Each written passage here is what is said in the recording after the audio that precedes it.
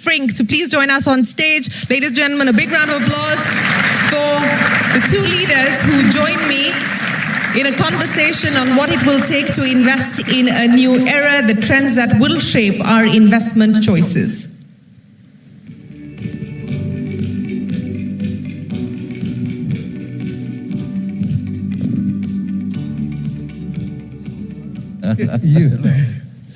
Hey Shireen, how are you?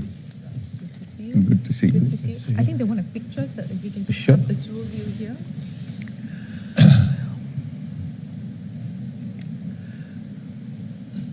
Thank you. Mr. Ambani, Larry Fink, thank you very much, and welcome to a warm, sultry Mumbai from a very cold Davos, Larry Fink, where you were in the throes of conversation with world leaders about the world order or the world disorder. So let's get started with that. We're talking about investing in a new era. What are the changes that you foresee that will shape the investment choices, the investment decisions of leaders like you as we look at this new era? Well, first of all, it's great to be here in Mumbai. It's great to spend time with my partner, Mukesh, and the entire Reliance and Jio team. So it's a real honor to be here. Weather is nicer here than it is in Davos, and much nicer than New York, where I had our board meeting last week. So it's good to be here. You know, we talk about a new era to give people a foundational understanding where we are. But as an investor, I don't look at any era. I mean, our job is to be having people focus on the real opportunities to invest over a lifetime. There's so much information that confuses people. Media talks about the moment, the velocity of money. And the reality is, for most people, they need to be in a position to grow with each and everyone's country. So when you think about the growth of India, it's not a quarter, it's not a day or a week, it's not a year, it's over a long horizon.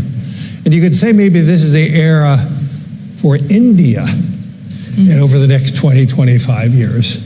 But if you use that as a foundational paradigm that we all want to think about, the era of India, forget about the era of investing for a second, but the era of India, the key for us, the key for JioBlackRock is to compel more people to understand what does that mean, the era of India, and how do you participate in it?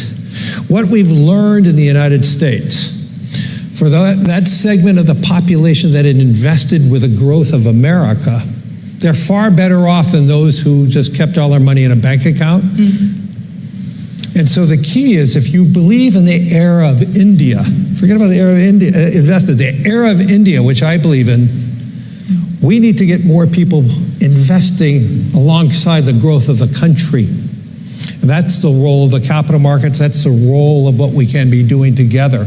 And to me, whether it's, you want to focus on AI, you want to focus on how we live, how we grow, how we educate ourselves, to me those are subsets of the era of India and the opportunity to be an investor alongside the growth of India.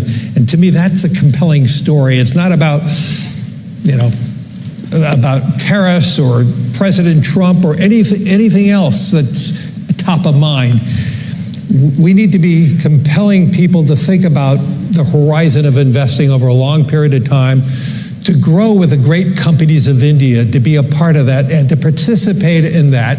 And I'm absolutely convinced, if you believe in that, in the era of India, we need to compel hundreds of millions of Indians to invest alongside the growth of India. And that will actually transform India in so many ways, because as more and more families invest alongside the growth of India, India has less needs for the importation of capital. And I do believe the combination of importation of capital from foreign investors who believe in the era of India, but the fundamental foundation of any country is having the domestic economy being built on the back of retirement savings, on the back of excess savings, to invest alongside of that. Well, thank you very much for those opening remarks. And, the era of India, says Larry Fink, that is certainly going to be one of the headlines that goes out this evening. But if I could ask you to explain to us what excites you the most about India.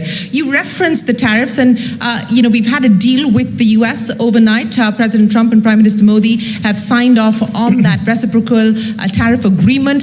So the overhang has lifted at least on one aspect of that relationship. How crucial a development is that, and what excites you the most about India today?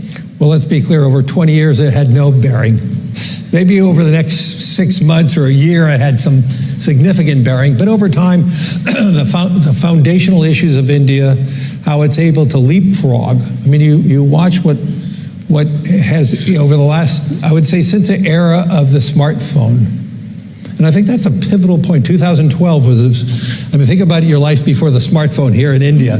But the beginning of the smartphone, the rollout of 5G, and how that transformed India in so many ways. When you think about how the Modi administration digitized the rupee and how it transformed commerce in India across the board. I am very worried about other countries. Even the United States is falling behind. We need to be digitized. We need to be thinking about how this all plays out. I think this is part of the democratization of India, and so now India is a leader in this.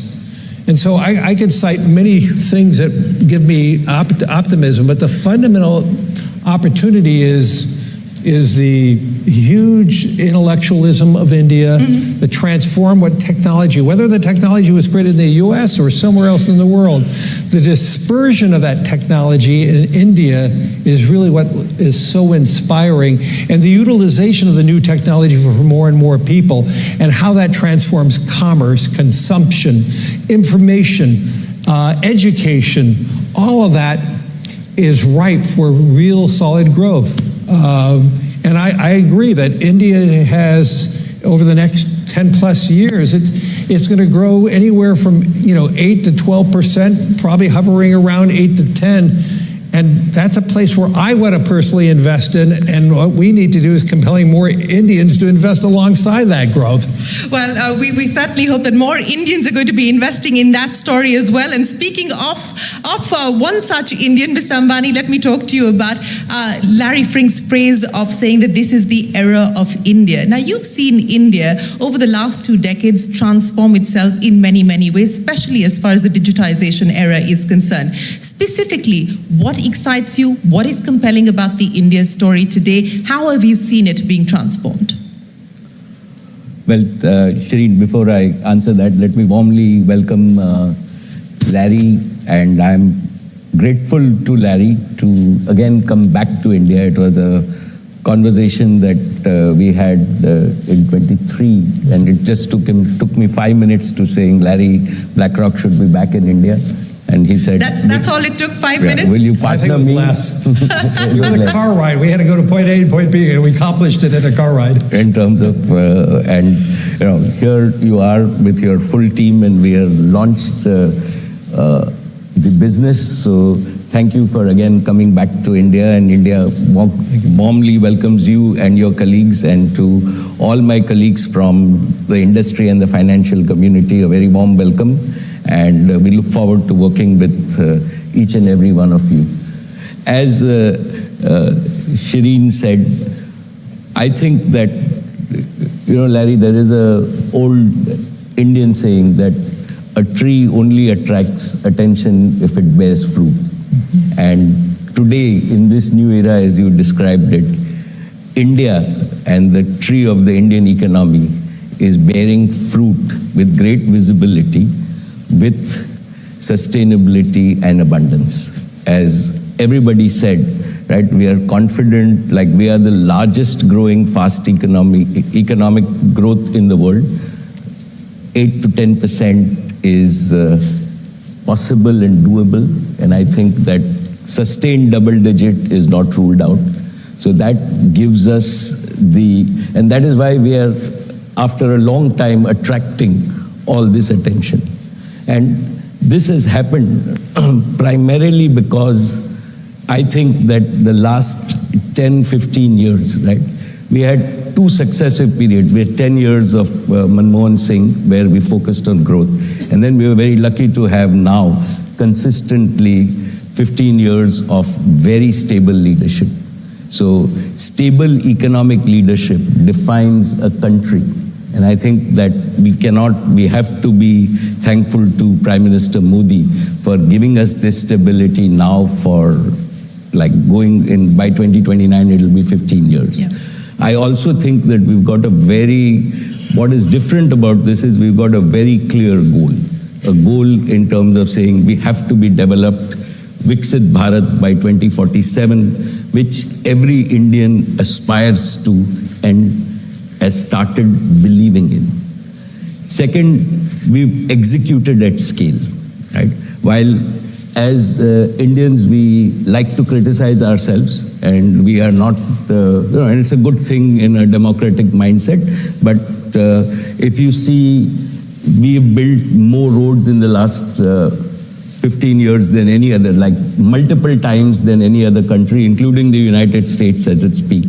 We've built like power capacities. We are now the leading renewable power producer in the world. We've built in our own industry digital capacities, 5G, that is better than most people in the world and cheaper than most people in the world in terms of what. And now every Indian village has got 5G. So, and I can go on, like we built the same thing in terms of infrastructure, the roads that you see in Mumbai.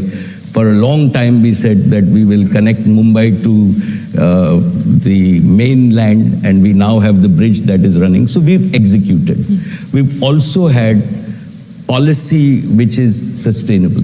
So even when you see between governments, right, we all thought that Aadhaar was the earlier government's piece. I think this government was wise enough to saying we've had continuity in policy at all times. In terms of that, we've had stability, we've had predictability. We've also been conservative.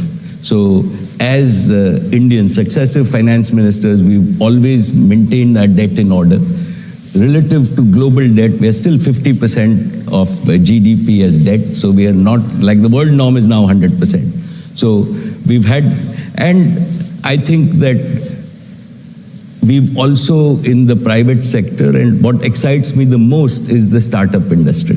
When I interact with startups and we see young 28, 30-year-olds starting up companies, and I can clearly see, right, 100 new Reliances in terms of where, and the aspiration, the confidence that they have. And finally, it is the confidence that you see. Fortunately, we now operate across the length and breadth of India.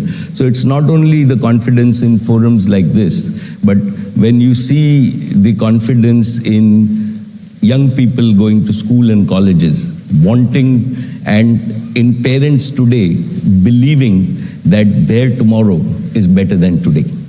Right? And that is a big, big change in India, that all of us, this is our baby boomer generation. This is the Indian generation that believes that they'll make a better tomorrow than today. And that's the confidence that we see as a result of all of this. And I don't want to rule out, like when everybody, we've also had, right, at least I think a sustained 15, 20 years of great law and order. Right? And that is a prerequisite to continuous economic growth, social harmony. All of these things matter in terms of that. And hopefully, like we are now setting the foundation for many, many decades. The world sees that. And that is why, you know, even like after the budget, we had the European treaty, we had, fortunately, the US. So the world is looking at us. We have, like, and we at Reliance get at least every month 3 or 4 global majors. We cannot say yes to everybody for partnerships in terms of saying we want to come to India and can we work together. So the world is taking notice of India. It's a tree laden with abundant fruit. And you know, I have always believed that for profit and for prosperity, nobody needs an invitation. And that is why we are attracting all the people. And I think this is very, very sustainable over the coming decades, right? Sustainable for the coming decades, and 100 more Reliances, in your words, from the startup ecosystem. If that is, comes true and that bears fruit, it'll be a very, very different economy, as you point out, Mr. Ambani. But, I want to understand from you, since we're talking about Jio BlackRock, we're talking about the opportunity for India's financial sector. A lot of people are asking, is the ambition and the aspiration to disrupt this business just as you did with telecom, Mr. Ambani? Well, our ambition and aspiration starts with, what I admire about Larry. Right? And Larry is not only, right, the result-oriented CEO of a US top global multinational, right? But I think that he has a very compassionate and passionate heart. Right? When he told me that, look, like at the end of the day, purpose of BlackRock is not to just make short-term results or not even to make returns, right, for my investors and my shareholders. Right? If I cannot put this money to work, first for the betterment of society, and as a byproduct, I give my investors and shareholders returns, then I would have done my job. And that is the Reliance philosophy too. We've always believed that our minds match. And the purpose of Jio BlackRock, right? And I think that disruption is fashionable, but the opportunity that we see is that Indians have really been savers, right? Right from, if you look at our history, we have saved consistently over the last 5-6 decades. What has happened is that some of this saving has not been productive. If you see just the last year, right, we as India imported $60 billion worth of gold, and we imported $10 to $15 billion worth of silver. And all of this not for industrial use, but really for domestic savings in terms of... Now, this is unproductive. If we can actually convince the Indian saver that if one invests in the capital markets in a safe, transparent, and consistent way, there are returns. And these returns, we heard from all the three panelists, compound.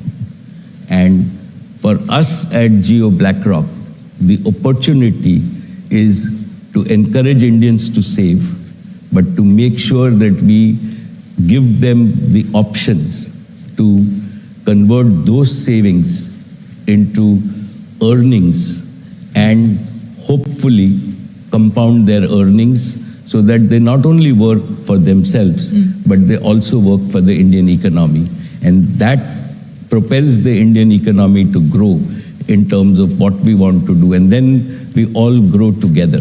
So yes, if you call that disruption, we will use technology, distribution to achieve that for every Indian household, for every Indian small business and large businesses. That's our objective. So from the foundation and the beginnings of BlackRock, we never focused on targets of growth, ever. And yet, our focus has been relentlessly on the client, whether it's a client who's awarding us 100 rupees or a sovereign wealth fund who is awarding us tens of billions of dollars. If you are working on behalf of each and every client, and you're serving that client over a long horizon with good advice, with maybe a degree of safety, and importantly, just confidence building about the opportunities of compounding over a long period of time, through the utilization of technology to intersect more often, more frequently, to have deeper, broader relationship with your clients. That's how disruption occurs. But disruption does not occur because you set a target. The target is making sure you're living with purpose every day with each and every client. And if you can achieve that with consistency day after day, clients will reward you with more share of their wallet. And so to me, it's a process. It's a process you have to earn every day, live every day, and if you do that properly and you embedded that in the culture of the firm, we could be disruptive, but you can't be otherwise. Yes, we can't be otherwise. You need to have the alignment of values, and then, of course, everything else builds on top of that. But Mr. Ambani, let me come back to you on the investing in India's growth opportunity and this new era that we're speaking about, and the role of making strategic choices today, which will require patient capital. And I want to understand from your perspective what it will take actually to build patiently with patient capital over the next 2 decades. Well, I think that the Indian opportunity, as we stand at about $4.5 trillion of GDP in a $110 trillion world. Right?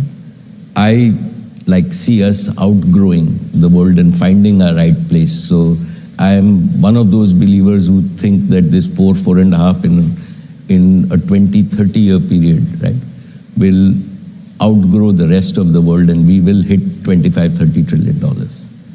It's going to be 30 years from now, but as we do that, the India opportunity is a 10, 20, 30-year opportunity. And when you think about solving India's energy problems, I am a believer that in the next decade, India will not import 80% of its energy. We have a path, and God willing, with technological breakthroughs, we will be reasonably self-sufficient in energy. Investments in such energy sectors which make us self-sufficient are 20-30 year time horizons. Investments in physical infrastructure that we still need. We have the opportunity to build with today's technology the physical infrastructure for 1.4 billion people. We've done a lot, but there's a lot more to do. These are also 20-30 year opportunities. Technological infrastructure, we are not going to be behind the world in terms of building country scale intelligence infrastructure so that every village has intelligence available to them. And this also is a 20-30 year opportunity. Each one of this is hundreds of billions of dollars of investment. And within that, while the benefits are there, right, they are long-term, sustainable, compoundable opportunities, and that requires sustainable capital, which comes both from within and outside. And to my mind, India is attracting, we ourselves, our own experience in most of our industries is that it is not capital which is a problem. It is opportunities and execution, right? And the ability to give an overall transparent framework to both the consumers and the investors, which is the opportunity. It's not going to be limited by patient capital.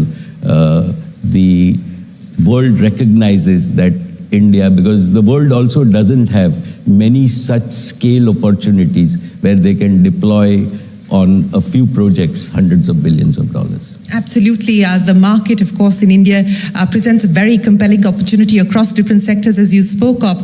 But Larry Fink, let's talk about AI and the power, the potential of AI. And you're a big believer in the AI story, not just for BlackRock, but in general. You know, the stock market volatility notwithstanding, the fact that we're spending hundreds of billions of dollars in this AI infrastructure build out, and this is sort of front-loaded spending, and there's a question mark still on the revenues and the returns. How do you sum up what is happening in the world of AI today? What do you look for? What do you look at?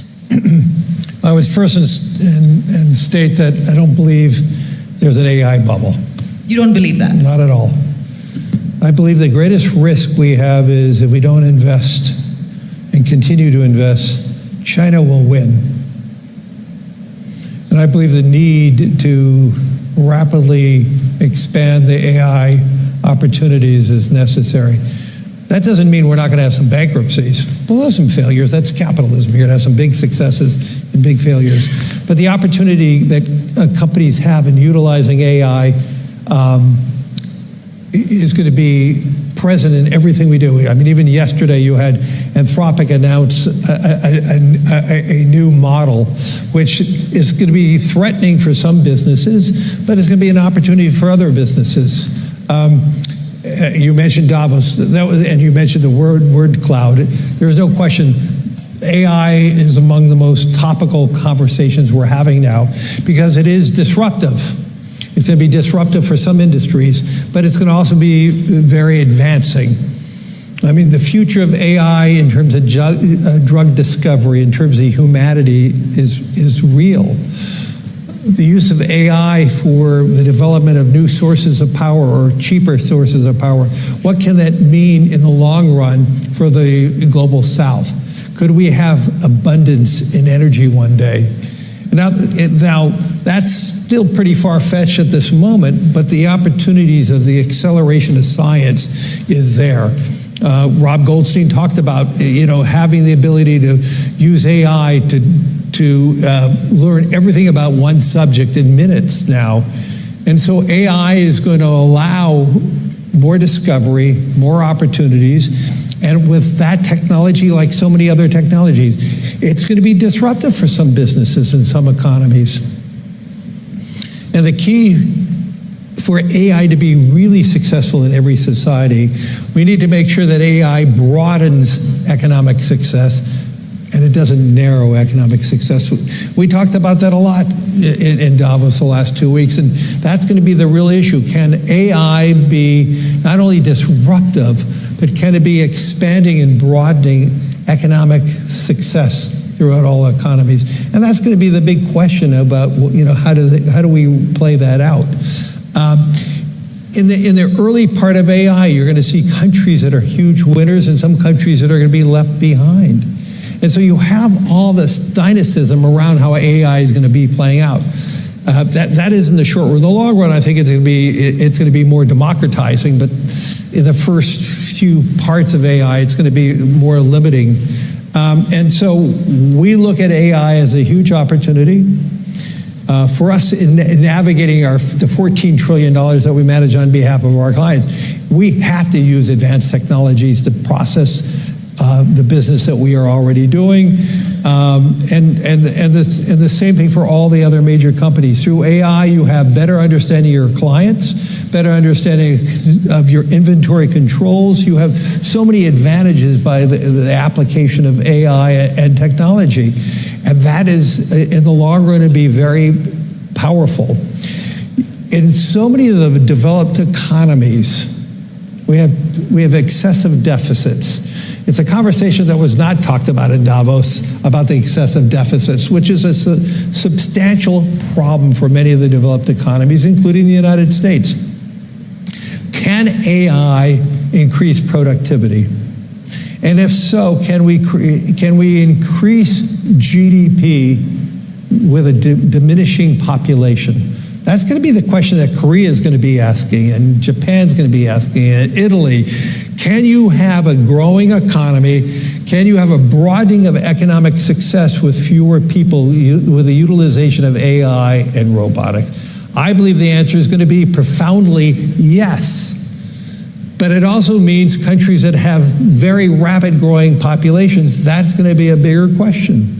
And I think India is at the nexus of it, large base population, but the one thing that I've noticed, India is more accepting of technologies than many of the developed countries. India is more accepting of related to change than most developed economies. And so because of the large scale population, AI is going to create jobs and disrupt jobs, but for those economies that are willing to accept change and rapidly deploy that change in a positive way.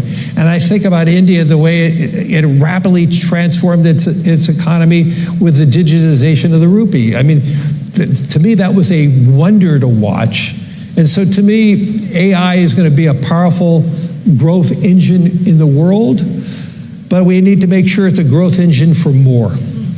You're absolutely right. And, to your point about India surprising on the digitization front, this was a surprising fact for me as well. The Binance CEO in Davos telling me that India is the number one adopter of blockchain technology. And that's something that I was not aware of. But Mr. Ambani, since we're talking about AI and we're talking about technology, to Larry Fink's point, how do we leverage all of this to create shared wealth creation? Well, I think that I'm a believer, have been a believer that we have to embrace technology. We cannot run away from it. And AI is real, right? From an India point of view, it is hugely advantageous. If we think about 200 million children in our schools, and if we now think about connectivity to all our schools, and we give ourselves a goal that in 1 decade, right, with a fraction of the total GDP that others spend on education, we can deliver to each of these 200 million kids, including in the remotest village, quality education, right? I think without AI, this problem, we could not have dreamt about solving it.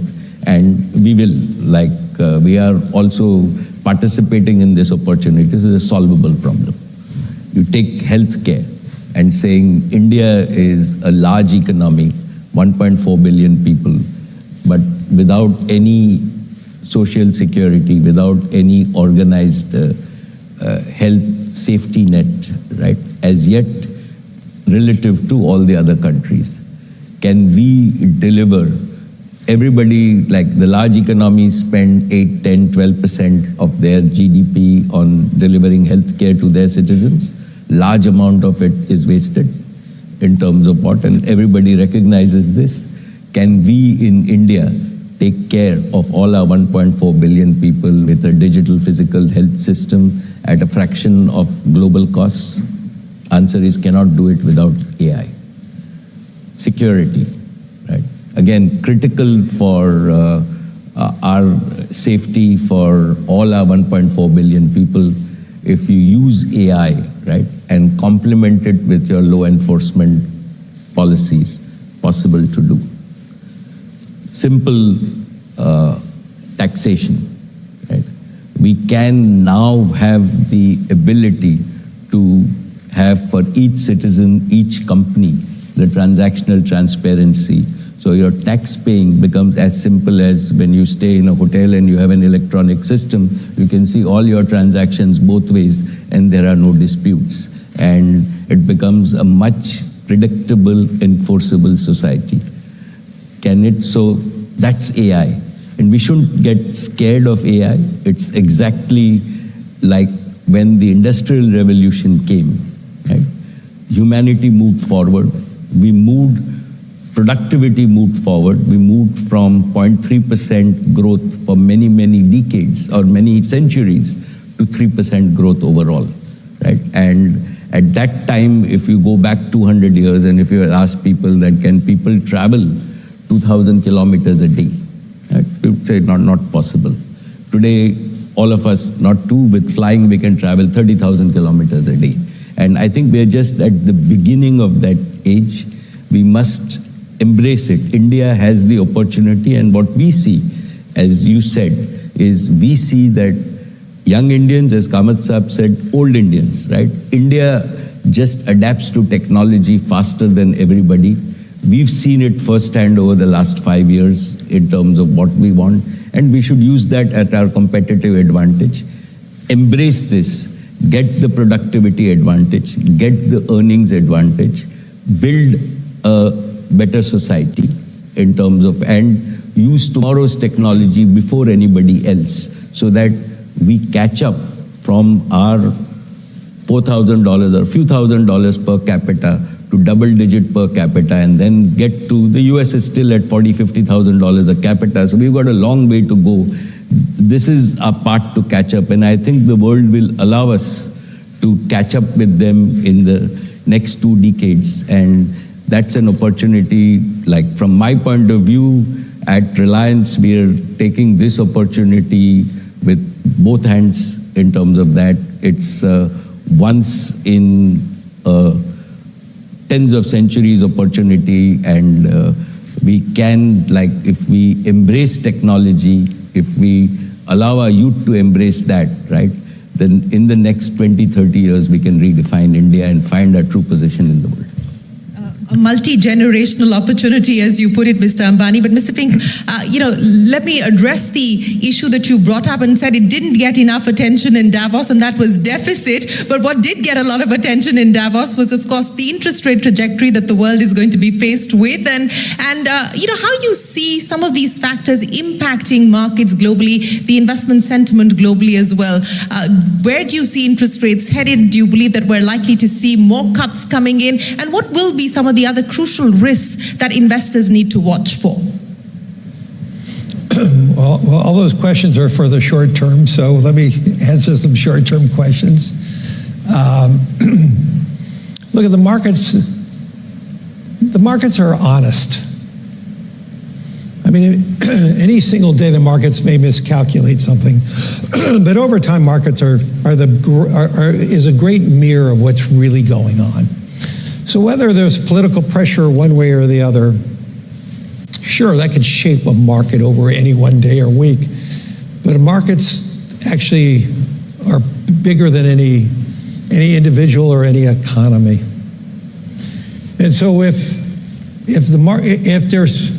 the Federal Reserve eases too early, and we see inflation, we see measures that prove it wrong, you're going to have a steepening of the yield curve. So all those issues to me are not that important, to be honest. I know they're important for day traders. They're important for media because they can talk about all the churn and all that. But it really doesn't matter that much, and I don't really spend that much time focusing on those type of issues. Now, over a course of any one quarter, any 1 year, yeah, sure they matter, but over time the markets correct itself and rebalance itself. And that's pretty much the message that we have to constantly talk about, because the message is not about the moment, and everybody gets so confused about the politics, the polarization of opinions, the politicization of everything, and yet over time, that's the beauty of markets. The markets are an honest reflection of global economies over the long run, and if you believe in humanity, if you believe that we correct our problems over time, I actually believe the things you read in the newspaper, all the stuff we read that's frightening, I get actually excited because we're talking about those issues, and generally we mitigate most of the things that are on the front pages. We actually mitigate. So I actually am pleased when I see all the things, all these terrible things, and I'm not trying to say each and one of those things may be really terrible, but the fact that we're talking about it, it mitigates. We self-correct. Are the things that you don't read in the newspaper that you think are a problem, those are the things that bother me, like the long-term issues of deficits that we don't spend enough time talking about. How do we mitigate it? The best way we mitigate it is through growth. And that's what I try to tell every political leader. How do you grow your economy? Because if you grow your economy, the deficits will be smaller as a percent of GDP. But and so I don't get bothered by most of the stuff I read, because it's a good thing. That's the power of the press, to identify all the issues. But through that identification of the issues, we mitigate those issues. You think about all the problems you read, and all the wars and all the skirmishes, but in most cases over time they resolve themselves. You think about how problematic everything is when we entered this year, and yet when you think about the beginning of 2025, everybody was so nervous about everything, yet markets did great over 2025. We have some form of resolution in Gaza and Israel. There are so many other areas in the world where we actually have diminished risk. But if you ask the average person who reads a paper, they would think things are actually worse than they are. And to me, obviously, negative news sells far better than positive stories. And so what I'm trying to say, and my message to everybody is, yes, please be a global reader of what's going on, but don't get so alarmed by it, because we're going to mitigate most of those problems, because that's what we do as human beings. And that is the whole message about long-term optimism. You know, long-term optimists generally win. Elon Musk said in Davos, it's better to be an optimist ending wrong than being a pessimist who's right. And I think about just Elon himself for a second. I've never met a person who is as smart as he is, but with the imagination that he has and the guts to do what he's done. And I think in building that out, and I would just liken that to Mukesh Ambani, the ambition, the imagination. And those are the key things in growth and opportunity. And to me, this is what we all want to be a part of. We want to invest with the people who have ambition, who have the guts to do things that break the mold, that changes society, but they change society because of imagination and guts. And to me, that's the beauty of being a long-term investor. Absolutely. So being an optimist and getting it wrong versus a pessimist and getting it right, in Elon Musk's words, is more important, and you agree with him. But Mr. Ambani, you were talking about the startup ecosystem, and I want to understand from you, both of you spoke about changing the mindset from savings to investing, and both of you are focused on generating growth. What is the message to the young Indian saver today? What would both of you tell the young Indian saver? And let me start by asking you, Mr. Ambani. Well, Shireen, I think that to my mind, the India opportunity, right, is genuinely a new era. It's now, we can see it visibly over the next 2 or 3 decades in terms of, and all of us agree that growth, and we take growth for granted, but let me tell you, all over the world, people would die for 10% year-on-year growth, right? And we are growing on a large base, and we will sustain that. So for any young Indian, right, this growth is going to be converted to growth into his or her income, right? And so you would have income growth. We've got to continue our savings mindset. We still want to be conservative. We don't want to inherit too many deficit problems. We are still okay. So as long as we save, and if we make that mental mindset in terms of saying we will go and invest our savings to grow with India back into productive uses, to have these productive uses, Jio, BlackRock, and the whole financial community. Today, to my mind,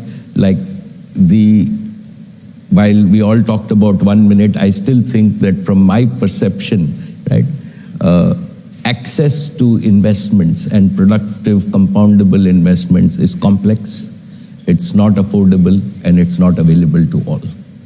And that is what every young Indian should demand for. And it's our job in industry to do exactly what we did with Jio, that it should be available to all. And then people will benefit from the power of compounding. I think that we talked about compounding, but money in a bank account lying in simple interest is not compounding. Right?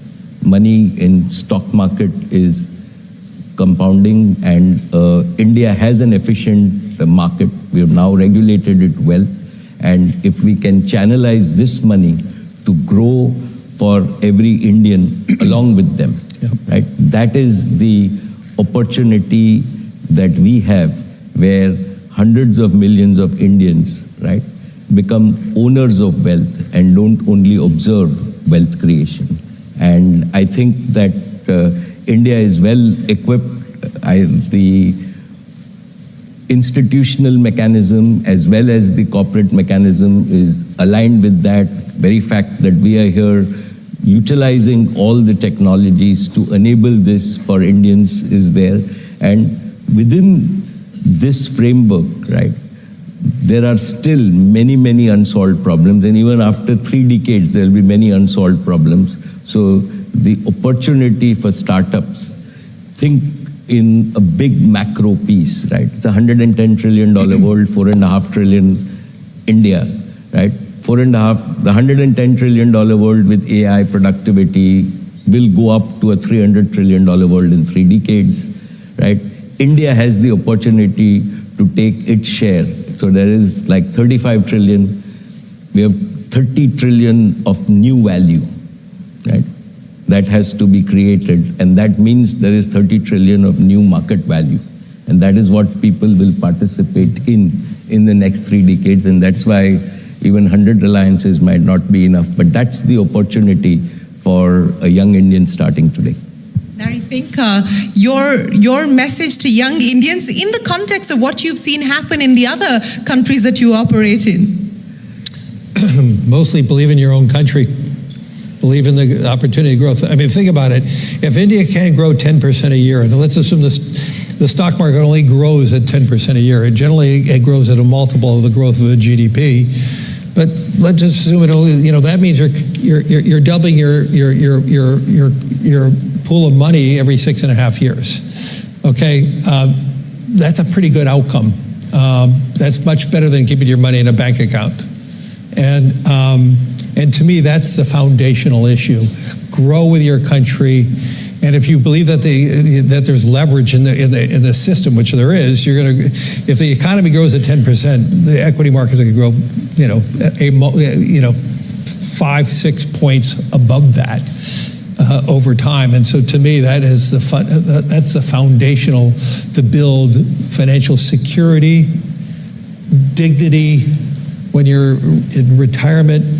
And to me, that is a whole foundational issue for a successful economy. You spend a lot of your time fishing, Larry, I believe. I believe this deal got done in a car, and it was less than... You weren't fishing, no. No, you were not fishing, but what was the bait? Friendship. Friendship.